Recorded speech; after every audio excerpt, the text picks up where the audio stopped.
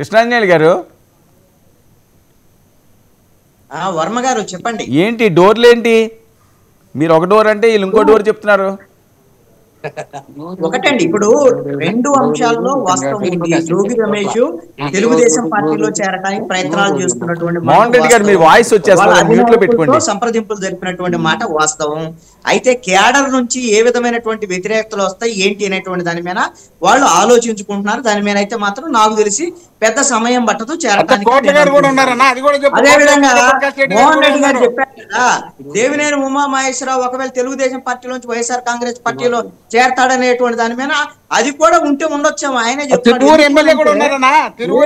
Umamaheswararao seat రానటువంటి పరిస్థితుల్లో ఈ రోజున ఆయన కనీసం ఎమ్మెల్సీ లేకపోతే ఏదో ఒక కార్పొరేషన్ వస్తుందని కూడా అది కూడా రానటువంటి పరిస్థితుల్లో మొన్న ఆయన వాళ్ళ ద్వారా లీక్ అయినటువంటి అంశం ఏదైతే ఆయన రాంబాబుతో మాట్లాడినటువంటి మాటలు, దేవినేని ఉమామహేశ్వరరావు పోలవరం ఎమ్మెల్యేకి సంబంధించినటువంటి మాటలు, అవినీతి వ్యవహారం ఎన్నిటి అంశాలు బయటకు వచ్చినాయి కదా. అది ఒక రకంగా కూటమికి డ్యామేజ్ అయ్యేటువంటి అంశాలు. ఇది వ్యూహాత్మకంగానే దేవినేని ఉమాకు తెలియకుండా బయటికి రావు అనేటువంటి అంశం చర్చ జరుగుతుంది. ఇవన్నీ రాజకీయాల్లో సహజమైన అంశాలు. ఇది అధికారంలో ఉన్నటువంటి తెలుగుదేశం పార్టీని బెదిరించడానికైనా జరిగి ఉండొచ్చు, లేదు అంటే మీరు కాదు అంటే నేను వైఎస్ఆర్ కాంగ్రెస్ వెళ్ళొచ్చు. మోహన్ రెడ్డి గారు చేరడానికి రెడీగా ఉన్నారు, వర్మ గారు చేరడానికి రెడీగా ఉన్నారు, కోట్ల సూర్యప్రకాష్ రెడ్డి గారు చేరడానికి. సరేలేండి, మీరు మ్యూట్ లో పెట్టుకోండి. మీ పక్క నుంచి వాయిస్ వస్తుంది, డిస్టర్బ్ అవుతున్నది డిబేట్ అంతాని. మీ పక్క నుంచి వాయిస్ వస్తున్నది, మీరు మ్యూట్ లో పెట్టుకోండి. ఒకటండి వర్మ గారు ఇంకొక కీలకమైనటువంటి అంశం కూడా ఇప్పుడు ఆయన మోహన్ రెడ్డి గారు ప్రస్తావన చేసిన ఏదైతే పిఠాపురానికి సంబంధించినటువంటి మాజీ ఎమ్మెల్యే తెలుగుదేశం పార్టీ ఇన్ఛార్జి వర్మ ఉన్నారో ఆయన కూడా కొన్ని ప్రయత్నాలు చేస్తున్నాడుగా. ఇంకా మన పని అయిపోయింది, తెలుగుదేశం పార్టీలో ఉండటం కుదరదనే దాని మీద మోహన్ రెడ్డి గారు ఒక్క నిమిషం ఉన్నాడు. కృష్ణాంజలి గారు, మోహన్ రెడ్డి గారు ఏంటండి మాట్లాడితే మీరు మాట్లాడుతున్నారు, లేకపోతే పక్క వాళ్ళతో మాట్లాడుతున్నారు, డిబేట్ డిస్టర్బ్ అవుతున్నారు కదా, మీరు మ్యూట్ లో పెట్టుకోండి సార్. సారీ. ఈ విధంగా పార్టీలో చేరికలు వ్యవహారం ఇవన్నీ సర్వసాధారణం అండి. నేను ఒక అంశాన్ని ప్రస్తావన చేస్తాను వర్మ గారు. మీరు వైఎస్ఆర్ కాంగ్రెస్ పార్టీ ఘోరమైనటువంటి ఓటమికి అయితే మాత్రం వాళ్ళ దౌర్జన్యాల కారణం అనేటువంటిది వాళ్ళు ఇప్పటికైనా తెలుసుకోవాలి. భవిష్యత్తులో ఇలాంటిది ఉండదు అనేది వాళ్ళు చెప్పాలి, లేకపోతే ప్రజలు వాళ్ళని విశ్వసించేటువంటి అవకాశం లేదు. ఇందాక మోహన్ రెడ్డి గారు ఒక ప్రస్తావన చేశాడు, తెలుగుదేశం వాళ్ళు ఇంతకన్నా అన్యాయాలు చేశారు కాబట్టి అందుకే వాళ్ళకి తెలుగుదేశం వాళ్ళకు కూడా గతంలో ఇలాంటి పనిష్మెంట్స్ వచ్చాయి. మీకు ఒక్క ఉదాహరణ చెప్తాను. 1982లో పార్టీ పెట్టిన తెలుగుదేశం పార్టీ 83లో సంచలనాత్మకంగా 11 నెలల్లో గెలిచినటువంటి పార్టీ. ఆ తర్వాత నాదెండ్ల భాస్కర్ రావు వెనుపోటు తర్వాత మళ్ళీ ఎన్నికలు జరిగే మధ్యంతర ఎన్నికలకు వెళ్ళాడు ఎన్టీ రామారావు, ఇంకా బంపర్ మెజార్టీతో గెలిచింది తెలుగుదేశం పార్టీ. అలాంటి తెలుగుదేశం పార్టీ కొత్తగా ప్రారంభించినటువంటి పార్టీ 1989 వచ్చేసరికల్లా ఘోరమైనటువంటి ఓటమిని చవి చూసింది. దానికి కారణం ఏంటో తెలుసా? రెండు ప్రధానమైనటువంటి అంశాలు. 1985లో ఎప్పుడైతే మధ్యంతర ఎన్నికలు జరిగాయి అప్పుడు కాంగ్రెస్ పార్టీ తరఫున గెలిచినటువంటి వంగవీటి మోహన్ రంగాన్ని దారుణ హత్యకు గురి కావటం అనేటువంటిది ఒక అంశం. రెండవది కారం చెడుకు సంబంధించినటువంటి ఘటన. ఈ రెండు అంశాల్లో ప్రభుత్వం మీద ఉండేటువంటి వ్యతిరేకత వల్ల ఘోరమైనటువంటి ఓటమిని ఆ రోజున తెలుగుదేశం పార్టీ చవి చూసింది. కాబట్టి ఏ పార్టీకైనా సరే మీరు ప్రజలకు ఏమిస్తారు, ఏం చేస్తారు ఇవన్నీ కాదండి, అప్రజాస్వామికమైనటువంటి చర్యల్ని ప్రజలు అంగీకరించరు. వైఎస్ఆర్ కాంగ్రెస్ పార్టీ 2019 నుంచి 24 వరకు వచ్చేసినటువంటి ఘోరమైనటువంటి దాడులు, దాష్టికాలు ఇవన్నీ కూడా గతంలో ఎప్పుడూ జరిగి ఉండలేదు. అది ఖచ్చితంగా తెలుగుదేశం జనసేనే కాదండి, నాలాంటి ప్రజాస్వామికవాదులు కూడా అందరూ మేము బయటకు వచ్చి పోరాటాలు చేయాల్సినటువంటి పరిస్థితి ఆ రోజున చేసుకున్నారు వాళ్ళు. ఇప్పుడు శ్రీరామచంద్రుని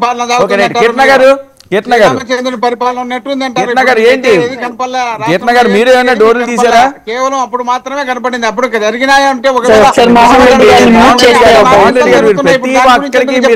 దాని గురించి చెప్పమని కదా మేము అడిగేది. దాని గురించి చెప్పకుండా కేవలం అప్పుడు జరిగినట్టు జరుగుతున్నాయి కదా. మోహన్ రెడ్డి గారు ఏంటండి మీరు ఇంక అందరితోటి మీరు? అవును సార్, అదే కదా నేను చెప్పేది. మీరు అందరూ మీతో పాటు మీరు మమ్మల్ని తిట్టినప్పుడు మేము ఆన్సర్ చెప్పాల్సిన బాధ్యత ఉందా లేదా?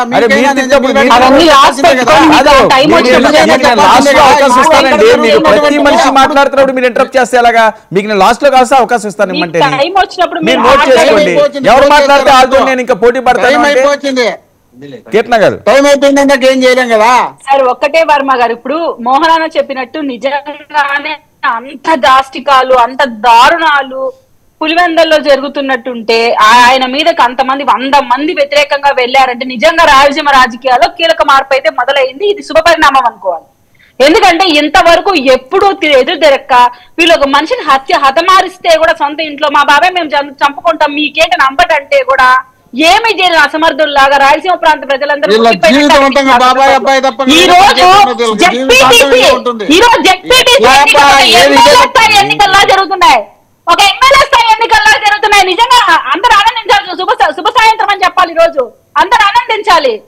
ఒక జెడ్పీటీసీ ఎన్నికలు, ఈ రోజు ఎమ్మెల్యే స్థాయి ఎన్నికలు మైపిస్తున్నాయి. ఈ రోజు అంత తీవ్ర స్థాయిలో ఈ రోజు అక్కడ అంతమంది వాళ్ళని గుమిగూడారు. అవినాష్ వచ్చాడు, మిగతా ఎమ్మెల్సీలు వచ్చారు, అక్కడికి పెద్ద పెద్ద లీడర్లను పర్యవేక్షించమని చెప్తున్నాడు జగన్మోహన్ రెడ్డి గారు. అంత ప్రతిష్టాత్మకంగా తీసుకుని నిజంగానే మేము కిల్ చేయాలంటే అసలు వీళ్ళ ఎలక్షన్ కండక్ట్ చేయకుండా డిక్లేర్ చేసుకోవచ్చు కదా.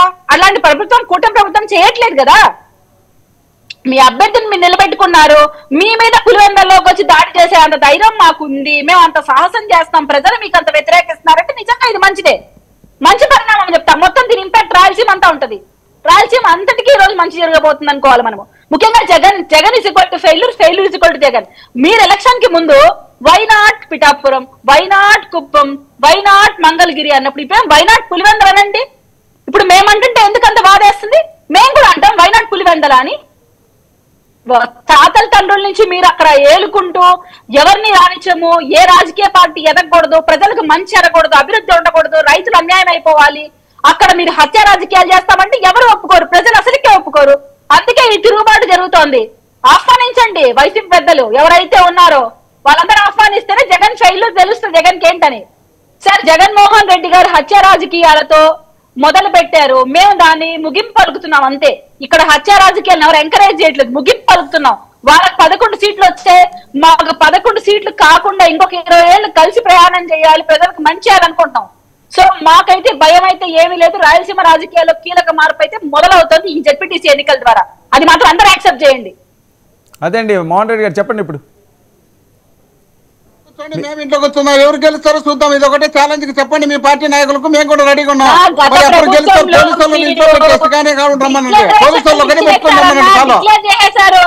ఇప్పుడు మీరు దాన్ని వద్దమ్మా, మేము రావద్దు, ఎన్నికలకు పదవరండి, ఎన్నికల పదవరండి, ఎవరు గెలుస్తారో చూద్దాం. ఎందుకు ఇవ్వాలంటే మినిస్టర్లు, మాజీ మినిస్టర్లు నియోజకవర్గాల మీద పడి దాడులు చేస్తూ, దౌర్జన్యాలు చేస్తూ, పూజలు చేస్తూ, రౌడీ సీట్లను ఓపెన్ చేస్తూ, ఎక్స్ట్రా కేసులు పెడుతూ ఇన్ని దాడులు ఎందుకు చేయాల్సి వస్తుంది? ఇన్ని దౌర్జన్యాలు ఎందుకు చేయాల్సి వస్తుంది? పులివెందులు గెలిస్తే మేము రాష్ట్రం అంతా గెలిచినాం అనుకోవాలని మీరు ప్రయత్నం చేస్తున్నారు తప్ప పులివెందులు గెలిచేది కాదు కదా. మహిళల సార్లు మీకు గెలుచుకోవడం లేదు, నియోజకవర్గంలో అడ్డు కూడా పెట్టింది. మీరు ఎందుకు భ్రమలంతా పగటి కళ్ళలాగా ఉంటాయి. ఓకే.